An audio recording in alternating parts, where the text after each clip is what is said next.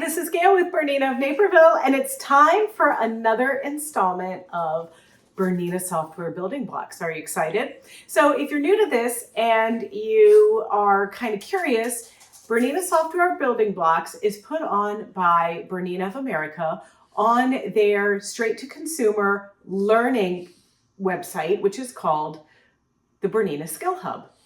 And there is a class called BERNINA Building Blocks, and the videos are put together by Debbie Lashbrook, who has these uber expert classes on learning the BERNINA embroidery software. So what Debbie does is she's put together 6 lesson plans for the year, and every other month releases the videos.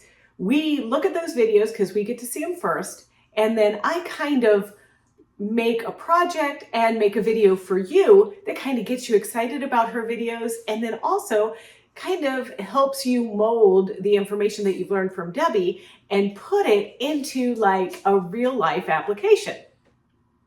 So we have done lettering, we've done lots of editing, we've done all kinds of things in lesson 1 and 2, and we're still applying some of those things we've learned into lesson 3. But lessons 3 topic is offsets and outlines. And this is truly something that I didn't even think I needed. And it is so easy because you can just take an object, a solid object, an object with holes, an object with all kinds of things, and then you can easily in one click outline it with any stitch that you really want. And then you can add multiple rings around something to create kind of an echo effect or a spirograph look, or there's many options. We're even going into our artwork canvas to do this application using contours with the Corel Draw. So I hope you'll stick with me because I'm going to take the things that I took from Debbie's videos and make a little sign for Bonaparte. And you know, you probably saw him walking around here. Well, he just can't leave me alone when I make a video, but he's getting his own sign this month. And we're going to use all of those features. And you probably aren't going to want to make a Bonaparte welcome sign or whatever, but you know, there might be something from this that you can figure out something to do with it, I'm sure, because you know, I want you to do your homework, right? So let's hit the computer and start with our lesson. So here's a little peek at the interactive handout you're going to get in an email when you sign up for our program. If you're already signed up for a program, you know we provide this interactive handout that has all of these links to all of the information that you're going to need. So this month, BERNINA of America content are 3 PDFs, outlines and offsets presentation, playing with outlines and offsets, and then creating outlines in artwork canvas. And that's because Debbie has broken apart the lesson by kind of like either entry level versus advanced or creator versus designer. And in this case, the playing with outlines and offsets is actually the exercise for creator, while the creating outlines in artwork canvas is the designer plus version. Also, she has created some practice pre-digitized files, one for Creator and one for Designer Plus. Now, both of these links are to a zipped folder, so you must extract these files before opening them in your BERNINA embroidery software. So you're going to watch the BERNINA of America videos like I had mentioned to you earlier on the BERNINA Skill Hub. And the BERNINA Skill Hub is the site where all of BERNINA's education material to consumers lives. And as you can see, I'm already signed in. But if you don't have a link or anything to sign on, you're probably going to see the Skill Hub more similarly to this. And then you're going to click the Log On button, and then you can either sign in or you can register for an account. And basically what you want to do is give them your email information, and then you register and you follow the prompts. So for me, I've already been logged on, and I can just simply log on and go to the site. And sometimes they do ask you to enter a verification code that they send you via email. So just keep those things in mind. But you can see I've already selected the BERNINA Software Building Blocks, so it goes into my courses on my dashboard. We're looking at the dashboard here, But if you want to look for the course, you go to the course catalog and you scroll for the thing.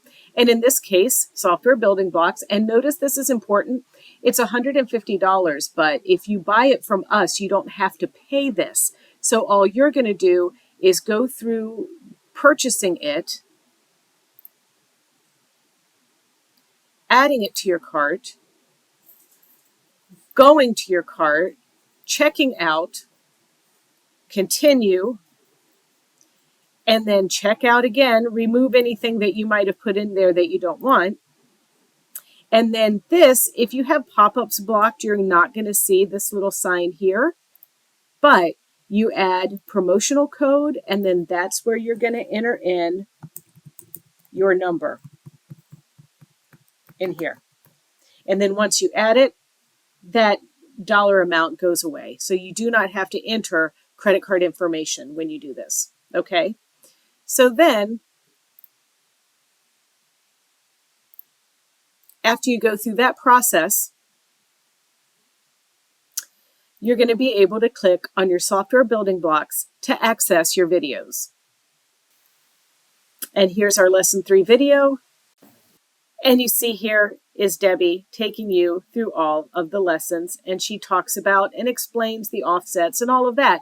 So if you are looking for me to give you a deep dive to, basically repeat the information she's giving you, that's not really what we're going to do. I am going to help you take what you learned from these videos and actually do the exercises, but in the guise of making a project from start to finish. Now, we also have links in our interactive handout to take you back to this video that you're watching in case, you don't want to search for it on YouTube or whatever. So that'll take you back to this video. And then just a reminder that in addition to the videos on the Skill Hub from Debbie, she also provided handouts that are step-by-step things that you can print that are PDFs that will go along with that video. So before we get started on our exercise, I wanted to just kind of take a couple seconds to tell you why I need or why we need the outline and offsets tool. It really helps you easily outline shapes and letters. And for this reason, I use it a lot. And also, Mary Beck made a tutorial on We All Sew to make this an embossed towel. And that really does a nice job of really showing you how easy that is. For instance, this satin stitch bee, see how the letters are made up of multiple kind of layers and everything? Well, our easy to set outline feature, which is here, will simply outline that bee with one step rather than following many different steps, like this. So simply go to your lettering folder, and I'm just going to right-click on lettering, and I'm going to type a B. And I'm going to pick a font like Fortress. And I want it to be, let's say, 1 inch.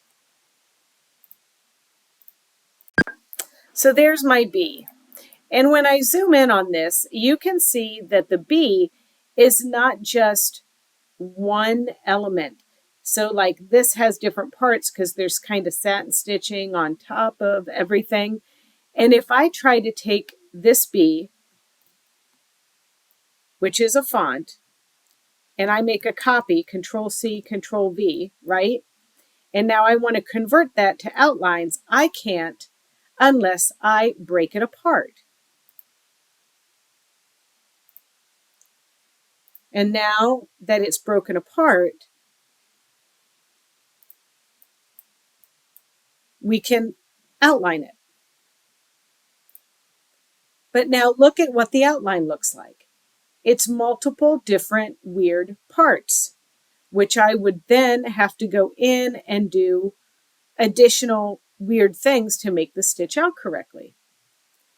Well, now let's have a look at our regular bee like this. And there is our outline and offsets. This is the magic button that we're all playing with for this lesson. So if I select this, and we're going to just keep object outlines, that's what we're picking. And in this case, I just want to do like a triple stitch to outline it. So I just want to outline the bee. So now I'm going to say, okay. And now magically it's outlined and it's a separate item, which I can then move away from the bee. And I don't have any of these weird little lines there like that. It is so awesome to do things this way. Another way that this is a time saver is because normally in the olden days, I would, if I wanted to make this like an applique design, I would have to literally digitize around the bee or something like this. But now I also have something that I can select here. If I opted to do like Cutwork or something like that, I could go into my Cutwork drawer and I can literally select this and convert it to Cutwork.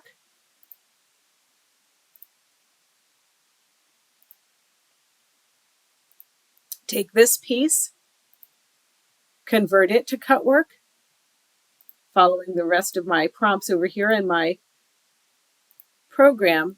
But look at how easy that was. So now this could cut out a bee out of fabric. I know I'm getting ahead of myself a little bit here, but the point is that this one little tool is so valuable. So with that said, when Mary took her bee and created the outlines, she used a satin stitch. Satin lines, same as me, using the individual outlines on all outlines created. And there they are. So just a cool way that is the most simplest way that you'll probably use this tool.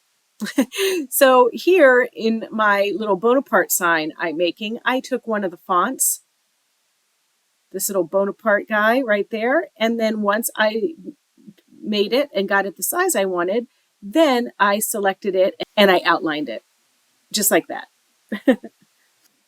So another awesome way that we can use the outline and offsets tool is to create, I'm calling this professional trim in place applique, because sometimes when we do the applique in the Bernina embroidery software with that auto applique, the tack down stitch is a zigzag. And I prefer the tack down stitches from OESD that are two little lines really close together. And if we look at Debbie's example, this offset of overlapped objects, it's the bottom right one where I got the idea that, holy cow, we can use this offset to create a narrow two little ladder kind of stitch under our zigzags. And so that is how I'm going to create my little Frenchy Bulldog applique. Another use, well, let's just put it this way. As a kid, I really liked Spirograph. And I kind of think of this adding offsets where it fills in a design or it expands out, like in some of the lessons that Debbie takes you through with the multiple little offsets. I can't help but think of Spirograph. So I created a wreath kind of thing based on this idea, and that's how I quilted the background of Bonaparte's sign. So that was just another idea that I thought would be really cool for you to see. And then finally, I love the Cutwork tool, and I will cut anything with it, let me tell you, and we have a lot of videos on that. But when I saw how easy it was to add seam allowance to your original pattern shapes in the artwork canvas using the contour features, well, I immediately thought of doing this Dresden fan and adding the seam allowances. So yeah, that's another reason why we need offsets. So let me show you the things that are going into our Bernina of Naperville practical lesson. I already covered them. The Spirograph quilting design. Well, I'm going to make this little design that you see here that I stitched around to kind of give a little texture to the background of this. Then I'm doing manual trim and place applique for my little Frenchy bulldog shape right here. And then I used the Create outlines to enhance Bonaparte's name. I think you saw that already, really.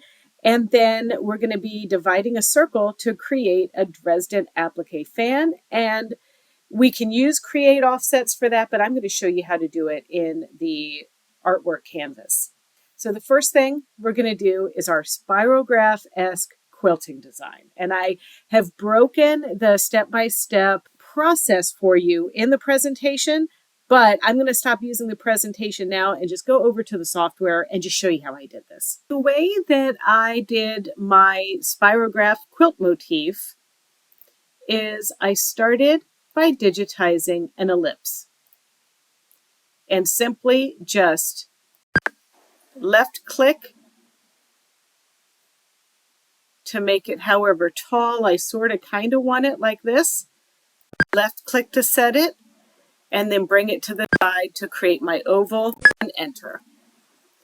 And I do want to show it to hoop so I can kind of see how big I'm making it here. And then now that I just have the one piece like this, I want to make it be offset inside this oval. So I'm going to select my oval and I'm going to use the outline and offsets window. And I'm going to deselect the object outlines and select offset outlines. And I'm going to go ahead and make this one color number 1 as well, because I want all the colors on this to be the same.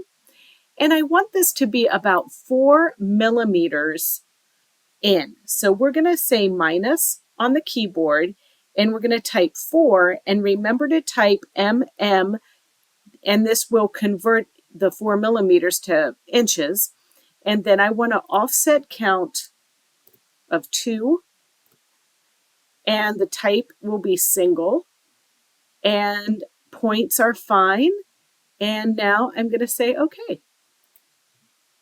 And there they are. And they look super cute. And now what I want to do now is take the whole design and select it.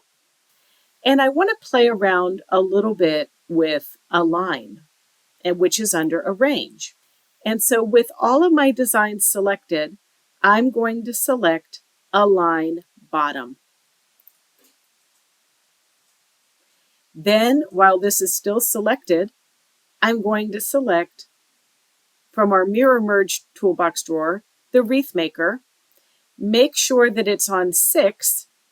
And now I want to line these guys up so they're overlapping just like so. And left click to set it.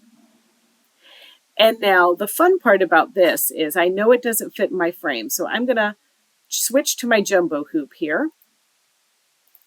And I'm not using Cutwork, so I'm going to use my number 26 foot and say okay. Perfect. And now I want to look at this in design view, so you can either hit T on your keyboard or select this little icon right here.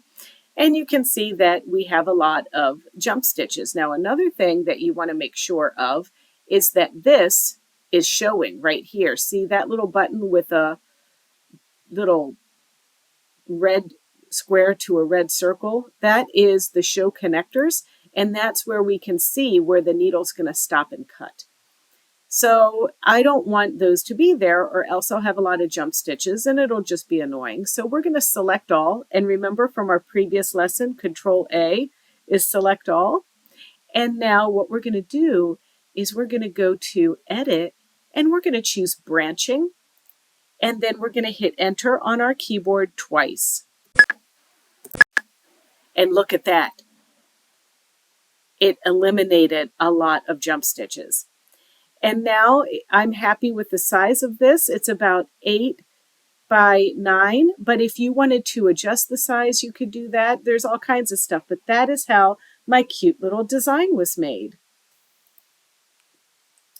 And then what I also did, just as one more extra little thing, I saved this design as my Spirograph, but then I also needed to stitch just half of one.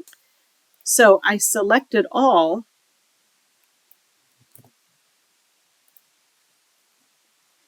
with my keyboard, and then you can hit break apart under your edit toolbox drawer. And now that allows us to just select the top of the piece. So we could have just a half, and then you can save that as half. Another thing, if we're thinking about spirographs and all of those good things, is we could just digitize a perfect circle. So I'm going to do that.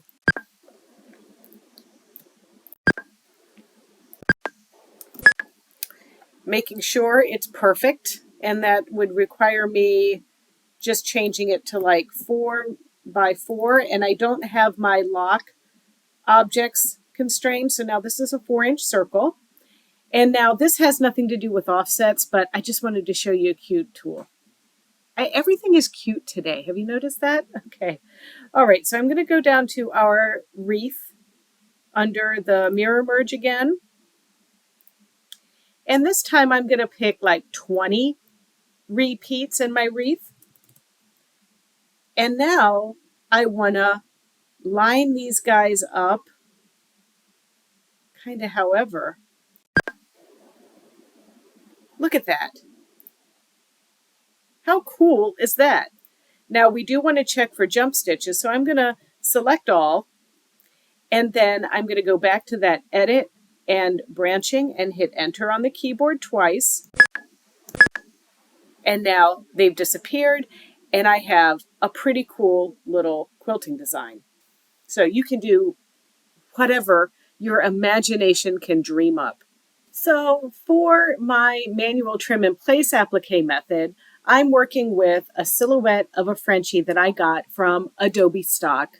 And I'm just, you can get your graphics for what you want to do, however you want to do it. This class really isn't about that. So I'm just using this clip art that I got to create this, and it came out super easy. So let's have a look. So here's my little doggy, and I'm going to, first I want to kind of reduce the size of my picture quite a bit. I think I want this to be more like that size. Makes it about, I don't know, about a 7-inch bulldog, something like that. You can always hit measure on your keyboard and kind of measure the image to see how wide or long it's going to be. But he's about 6 inches by 7. I think that's pretty good. So let's zoom in here so we can see him there. And now I could clickety click click all the way around my bulldog like that, but I don't really want to do that. So what I want to do is use auto digitize and magic wand. And I'm going to click on my picture. And then I get the option of 2 colors, and that's fine. So I'm just going to say okay.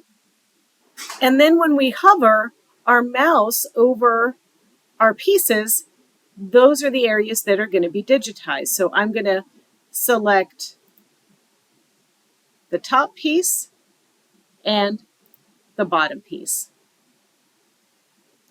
Now, of course, I'm going to go ahead and select my selector object.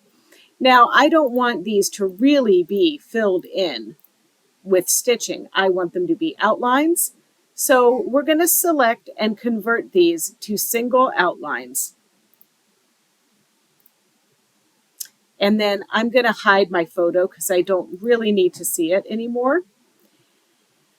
And now this is my first piece for my trim in place.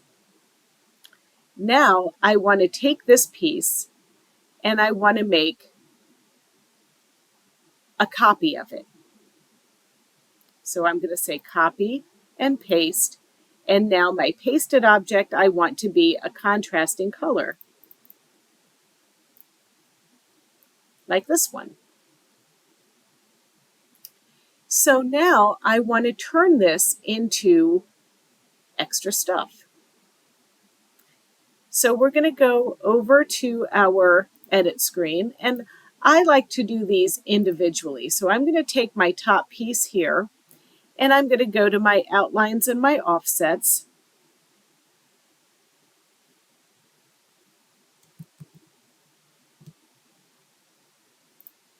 Okay, so now that we have our piece outlines like this, I simply want to go to my outlines and offsets, and I want to select Object Outlines, and I want to create one in a contrasting color.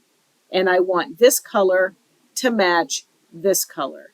So now for my next offset, I want it to be -1 mm.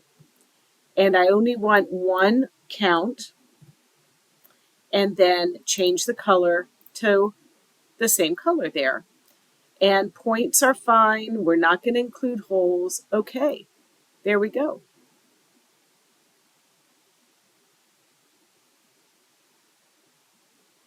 So now we have, if we zoom in here, we can really see we have those two little lines just there like so. Just like our OESD applique example I showed you earlier on, right? So now I have one more thing to do. I'm going to select my top piece here and my bottom piece here by holding down Control. And I'm going to go into my outlines and offsets one more time. And this time I'm going to deselect the offset outlines. Object outline stays selected. And we're going for Satin Line, Color 3, OK.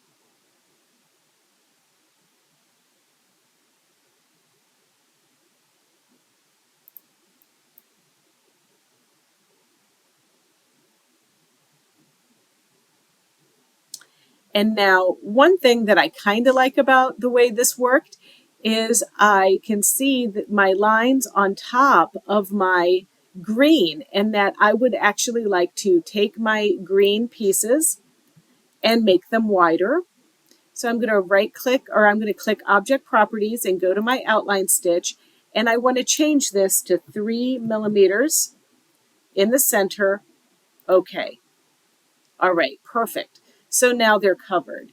So now, while these are selected, I'm going to move them down to the bottom so that they stitch last, and see how those lines were covered. And now if we look at this piece here, these also need to be sequenced. Well, we have an easy tool for that.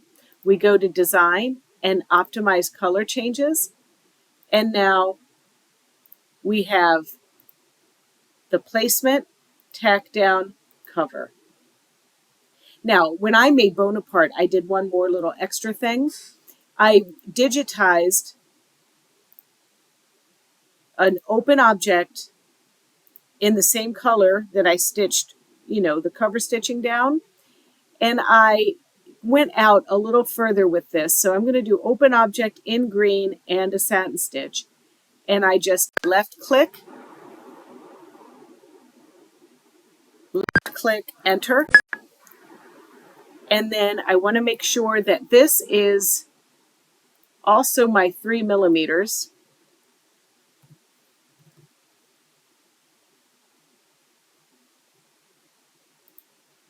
And it is. And so now I'm going to right click and drag a copy down here straight below it. And then I'm going to keep my 2 with holding down Control, select my other item there, and now I can go into Edit and remove my overlaps. And just what that does, so you can see, is it eliminates satin stitching there.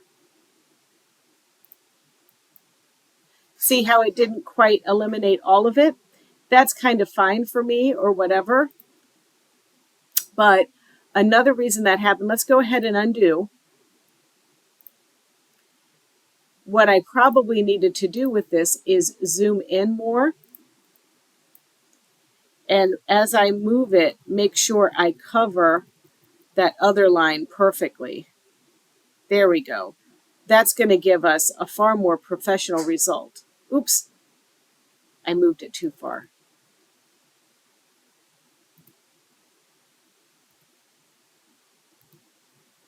Okay, so now I want to do the same thing over here. Make sure it's covered. That one looks good. So now we're going to select, holding down Control, select both of these, and now we're going to remove overlaps again. And this time, yes, it's removed our pieces and we can put them just where we want them. And center them if we need to. Now, another thing that you might want to consider is select all of the green and add branching again so that it can adjust any of our superfluous jump stitches. So just hit branching and enter twice on your keyboard. And then adding the name Bonaparte was pretty easy. I just went over into my lettering drawer, right-clicked on lettering, wrote Bonaparte's name, and looked for a font I liked. And I really like this 3D Drummond one, and it can go up to almost an inch, so I selected that. And I think I had this stitching out at 0.75 inches.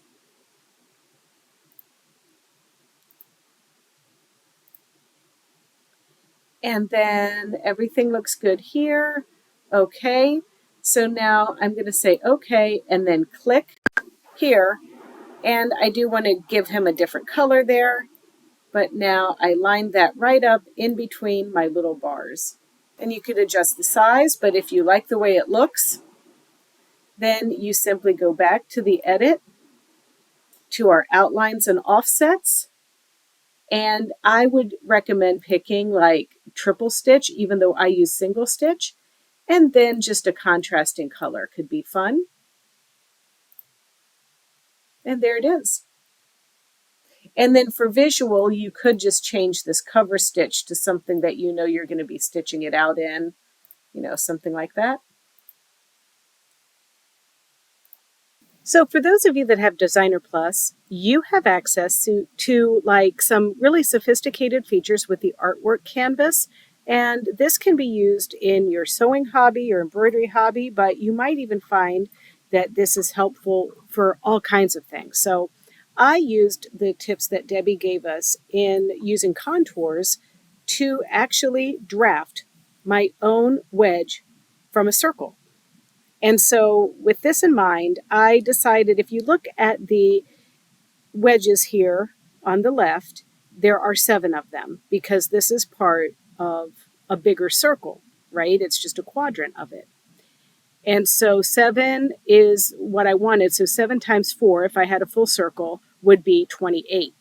And the way to know the angle of the wedge I need is to take 360, because that's how many degrees are in degrees are in a circle, and I divided that by what I needed, which is 28, and I came up with 12.86.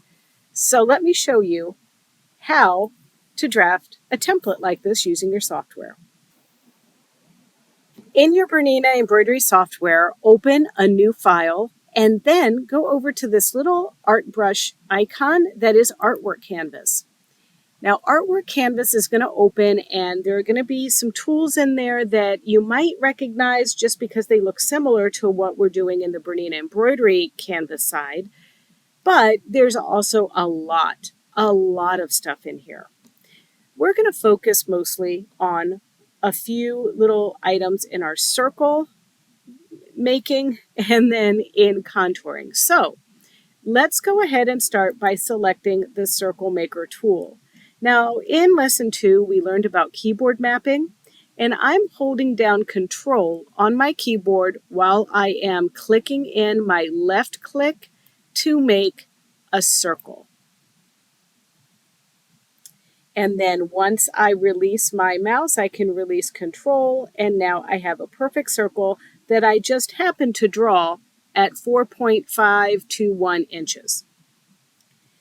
Now, I did that mathematical equation for you because we need to enter in what size wedge we want to make. Now, one of the ways that we can do that is to just simply enter our little wedge amount here. And so I'm going to go ahead and select make a pie, and then I'm going to go to my 270-degree option there, and I'm going to write 12.86 instead and hit enter. And look at that. My pie was reduced to a much smaller wedge. Like in the BERNINA embroidery software, I can click on something that's already been selected and click it again, and I get little rotate icons like this. And there I have a wedge. Now, the only thing we need to think about right now is then how tall does our wedge need to be? So normally I would draw a circle the size for a quilt block. So for instance, if I'm making a 12-inch finished quilt block, I'm going to draw maybe a 10-inch wedge. But I want to cover this quarter of a circle. I want to be 9 inches. So therefore, technically, I would be making this for an 18-inch block, but I don't want to go exactly to 18 inches. So normally my circle would be more something like 17. And half of 17 is 8.5. So I'm going to select my wedge, and I'm going to type in on the length of my wedge here, I'm going to change it with my proportions locked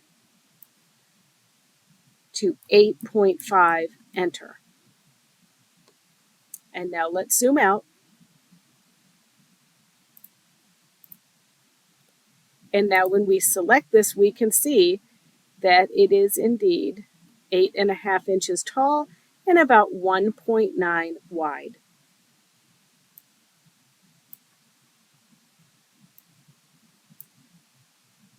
And now we're going to go to Effects and select the second contour.